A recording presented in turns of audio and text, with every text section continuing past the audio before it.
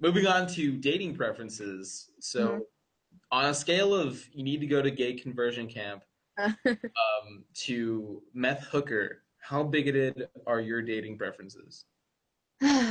Um, okay. See, it's very complex for me because I wouldn't say I have dating preferences so much as have relationship goals, which is really cliche because of the whole relationship goals trend, with a girl holding the guy's hand and then I don't even know, there's just really cheesy pictures with the hashtag relationship goals underneath it. Hmm. But I have relationship goals, and those circulate around a specific uh, timeline of date the guy, marry the guy, have the guy's babies, grow old with the guy. And see, when it comes to transgenders, I don't think I could do that. I don't think I could, settle down with a transgender person at all, or even date a person who's transgender because it doesn't align with my goals, and I'm not a person who necessarily dates just for casualness, just to be less lonely, right? No, I date because I have these goals in mind. Like, I see this person, and then we're off. And like the whole biological having a child with my partner thing is very important to me because I've always wanted kids and I've always wanted them to like be a combination of me and my husband's genetics. It's just very it's a thing. But I wouldn't say, like, maybe an SJW would say that I'm like the biggest gay conversion therapist person, whatever. I don't know. Extreme like horribleness, but I guess I'm somewhere in the middle. I mean, in if I had different goals, I could probably go as bisexual. But since like I don't see a female in my life at any point helping me have a child, like if something changes, I guess maybe. But currently in a relationship, so I'm pretty happy with who I got right now. Yeah. We're going strong. I just somewhere in the middle. I can't fathom the idea that dating preferences are racist or whatever. Just there was this one chick on Twitter who was talking about how transgender women could rub their, balls and stuff on Oh, I saw on their that. face, and that would just make it all better. Somehow, they would be okay with it. They might like it, and that just sounds so like one very rapey to me, but also like gay conversion therapy as 2.0, yeah. insanity. Like, do you not see the parallels that you're making here? Just how can you not be aware at all of that fact? Just you Yeah. this. I mean, I've tried that argument with some of my friends. I'm like, dude, like, just you can watch the Super Bowl. Just let me, just a little bit. And they're always like, no, no. And I'm like, well, this chick's verified on Twitter. Like, she said it, so maybe you're just a bigot. So, I mean, I'm pretty sure on that scale, like, if it was a BuzzFeed quiz, you'd just be transphobic bigot. So that's not too bad. Oh, I was going for a higher level of bigotry. Polyamorous phobic and racist because they ask you the color of your skin at the beginning of it.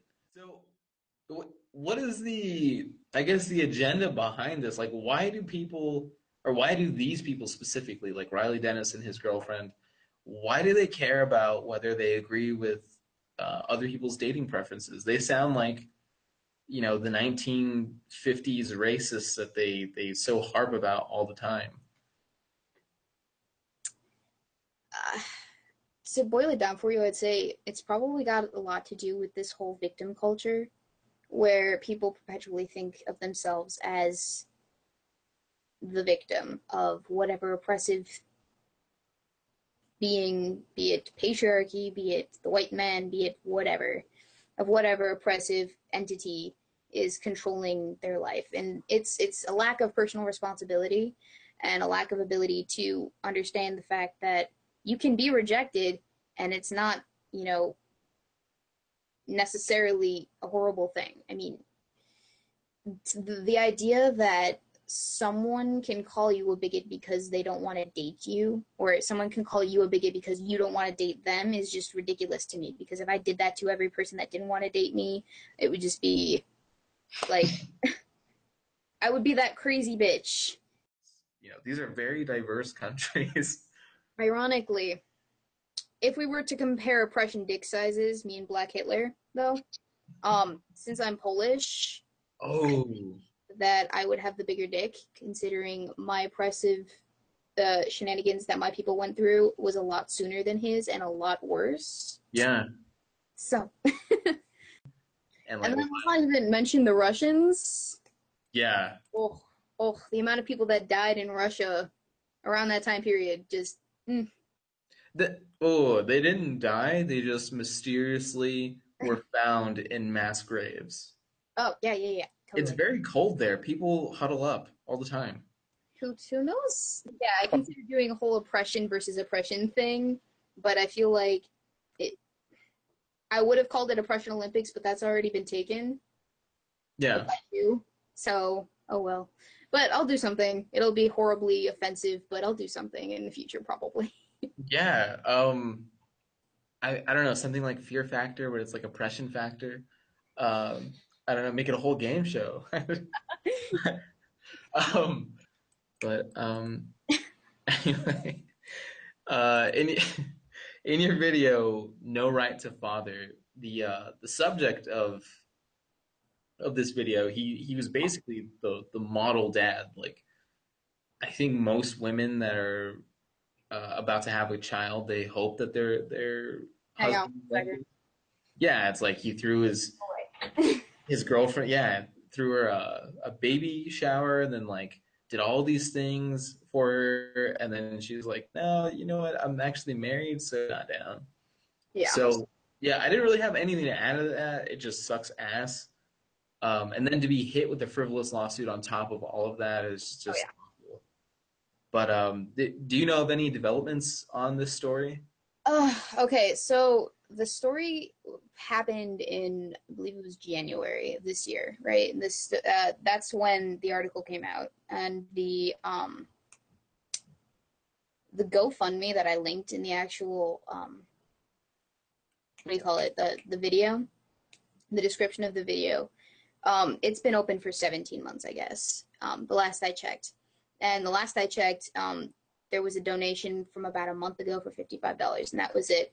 But of the $17,500 that the guy wanted to raise for court fees and such, he'd only made 655, and there were no current updates.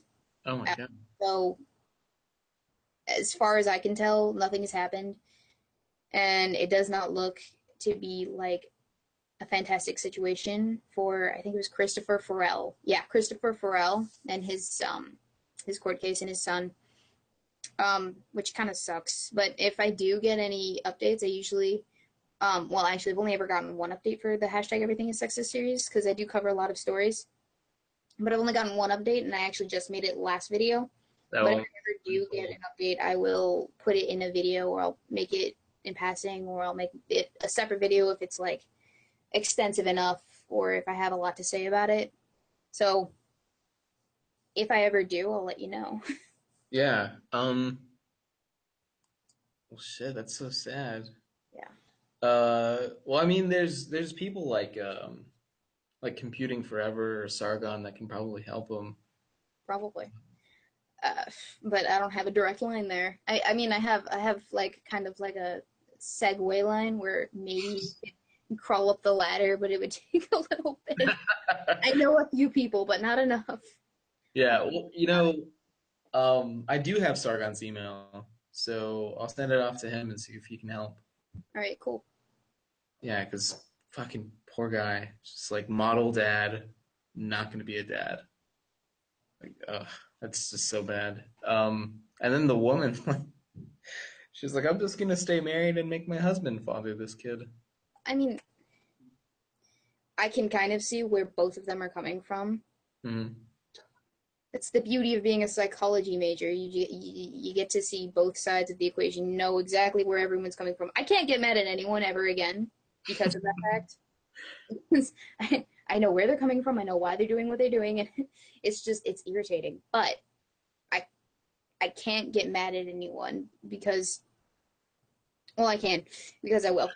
But but the woman, she's coming from a place of, oh well, I have like this whole family and this kid will grow up in a family and none the wiser, but the moment he finds out, it's not going to be pretty for her, for him, the kid, or for anyone at all. And the dad wants to be part of the kid's life. So the logical solution is there are three people that are willing to love this kid. Why not let all three of them do that? Like I have a dad, a stepdad, a mom, a stepmom, like ex stepdad and mom, but still, I have a very wide family, and the more the merrier. They all pretty much like I have a very vast circle of parentage that I can go to if I have a problem, and it's nice to have that because it's just sometimes this parent is not the best. Maybe you want to go to this parent, or maybe you want to go to this ex parent, or whatever. It's I don't know. It's just to me personally, I would approve of the whole three parenting type thing or deal because it is doable. It's definitely doable.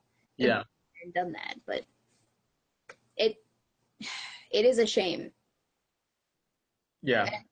It is a problem that happens to a lot of people, or a lot of men in the U.S. especially, and I guess the U.K. as well. Thank you so much for joining us, No problem. and yeah, have a great night. You too. Thanks for having me.